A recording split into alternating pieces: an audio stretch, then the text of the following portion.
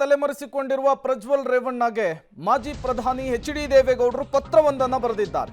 ಪ್ರಜ್ವಲ್ ಪ್ರಕರಣದಿಂದ ಮುಜುಗರಕ್ಕೊಳಗಾಗಿದ್ದಂತಹ ಗೌಡರ ಕುಟುಂಬ ಮೊನ್ನೆಯಷ್ಟೇ ಸ್ವದೇಶಕ್ಕೆ ವಾಪಸ್ ಆಗುವಂತೆ ಎಚ್.ಡಿ. ಕುಮಾರಸ್ವಾಮಿ ಅವರು ಮನವಿ ಮಾಡಿಕೊಂಡಿದ್ರು.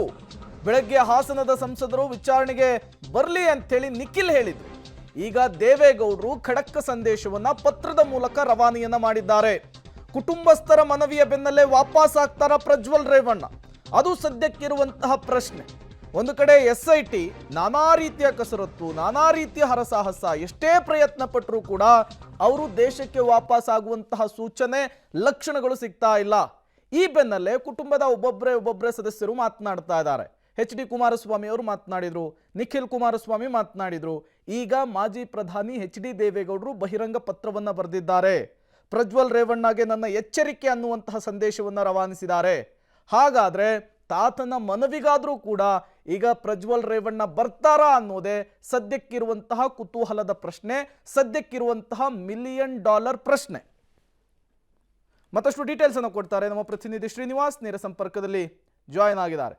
ಶ್ರೀನಿವಾಸ್, ಎಷ್ಟೇ ಪ್ರಯತ್ನ ಪಟ್ಟರು ದೇಶಕ್ಕೆ ವಾಪಸ್ ಆಗದಂತಹ ಪ್ರಜ್ವಲ್ ರೇವಣ್ಣ ಕುಟುಂಬಸ್ಥರ ಮನವಿಗಾದ್ರೂ ಕೂಡ ವಾಪಸ್ ಆಗ್ತಾರಾ ಅನ್ನುವಂತಹ ಪ್ರಶ್ನೆ. ಈ ಪ್ರಶ್ನೆಗೆ ಸಂಬಂಧಪಟ್ಟಂತೆ ಏನಾದ್ರು ಬೆಳವಣಿಗೆಗಳಾಗ್ತಾ ಇದೆಯಾ ಅಂತ? ಪ್ರೇಮ್, ದೇವೇಗೌಡರು ಇವಾಗ ಪತ್ರದ ಮೂಲಕ ಎಚ್ಚರಿಕೆ ಸಂದೇಶವನ್ನ ಕೊಟ್ಟಿರೋದ್ರಿಂದ ಬಹುಶಃ ಪ್ರಜ್ವಲ್ ರೇವಣ್ಣ ಅವರು ಬರ್ಬೋದು ಅನ್ನುವಂತ ನಿರೀಕ್ಷೆ ಕುಟುಂಬದಲ್ಲಿ ಇದೆ. ಯಾಕೆಂದ್ರೆ ಪ್ರಜ್ವಲ್ ರೇವಣ್ಣ ಅವರು ಹೋಗಿರೋ ದಿನದಿಂದ ಯಾರ ಸಂಪರ್ಕಕ್ಕೂ ಸಿಕ್ಕಿಲ್ಲ.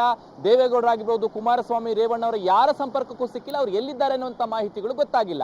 ಹಾಗಾಗಿನೇ ಕುಮಾರಸ್ವಾಮಿಯವರು ಸುದ್ದಿಗೋಷ್ಠಿಯನ್ನು ಮಾಡಿ 24 ಗಂಟೆಯಲ್ಲೋ 48 ಗಂಟೆಯಲ್ಲೋ ವಾಪಸ್ ಬಂದು ತನಿಖೆ ಎದುರಿಸಬೇಕು ಅನ್ನುವಂತಹ ಸಂದೇಶವನ್ನ ಕೊಟ್ಟಿದ್ರು. ಆದ್ರೆ ಕುಮಾರಸ್ವಾಮಿ ಅವರ ಸಂದೇಶ ಕೂಡ ಪ್ರಜ್ವಲ್ ರೇವಣ್ಣ ಒಪ್ಪಿರ್ಲಿಲ್ಲ, ವಾಪಸ್ ಬಂದಿರಲಿಲ್ಲ. ಹಾಗಾಗಿನೇ ದೇವೇಗೌಡರು, ಯಾಕೆಂದ್ರೆ ಆ ಪತ್ರದಲ್ಲಿ ಕ್ಲೀನ್ ಆಗಿ ಬರೆದಿದ್ದಾರೆ ಏನೆಲ್ಲ ವಿಚಾರಗಳಾಗಿದ್ದಾವೆ ಅಂತ, ಅವರ ಕುಟುಂಬದ ಬಗ್ಗೆ ಯಾರ್ಯಾರು ಏನೇನು ಮಾತನಾಡಿದ್ದಾರೆ ಅನ್ನುವಂತಹ ಬಹಳ ನೋವಿನಿಂದ ಅಲ್ಲಿ ಉಲ್ಲೇಖ ಮಾಡಿದ್ದಾರೆ. ಆ ಎಲ್ಲಾ ಮಾತುಗಳಿಂದ ಸಹಜವಾಗಿ ಕುಟುಂಬದಲ್ಲಿ ಒಂದು ನೋವು ಹೆಚ್ಚಾಗಿದೆ. ಹೀಗಾಗಿನೇ ದೇವೇಗೌಡರು ಇವತ್ತು ಮೌನವನ್ನ ಮುರಿದು ಪ್ರಜ್ವಲ್ ರೇವಣ್ಣ ಅವರಿಗೆ ಎಚ್ಚರಿಕೆ ಸಂದೇಶ ಜೊತೆಗೆ ನೀನು ವಾಪಸ್ ಬರಲೇಬೇಕು ಅನ್ನುವಂತಹ ಸಂದೇಶವನ್ನ ಕೊಟ್ಟಿದ್ದಾರೆ.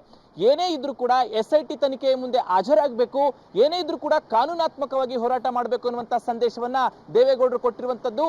ಹೀಗಾಗಿ ದೇವೇಗೌಡರು, ಯಾಕಂದ್ರೆ ದೇವೇಗೌಡರ ಕುಟುಂಬದಲ್ಲಿ ಅಥವಾ JDS ನಲ್ಲಿ ವರಿಷ್ಠರ ದೇವೇಗೌಡರು ಅಂತಿಮ ಏನೇ ತೀರ್ಮಾನ ಆದ್ರೂ ಕೂಡ ಅವರಿಂದನೇ ಆಗ್ಬೇಕು. ಹಾಗಾಗಿ ಪ್ರಜ್ವಲ್ಗೆ MP ಸ್ಥಾನ ಬಿಟ್ಕೊಡ್ಬೇಕಾದಂತಹ ಸಂದರ್ಭದಲ್ಲೂ ಕೂಡ ದೇವೇಗೌಡ್ರೆ ಮೊಮ್ಮಗ ಅನ್ನೋ ಒಂದು ಕಾರಣಕ್ಕೆ ಅವರನ್ನ ಬಿಟ್ಕೊಟ್ಟಿದ್ರು. ಹೀಗಾಗಿ ದೇವೇಗೌಡರ ಮಾತಿಗೆ ಬಹುಶಃ ಅವರು ಬೆಲೆ ಕೊಡಬಹುದು ಅನ್ನುವಂತಹ ಲೆಕ್ಕಾಚಾರದಲ್ಲಿ ಕುಟುಂಬದವರಿದ್ದಾರೆ.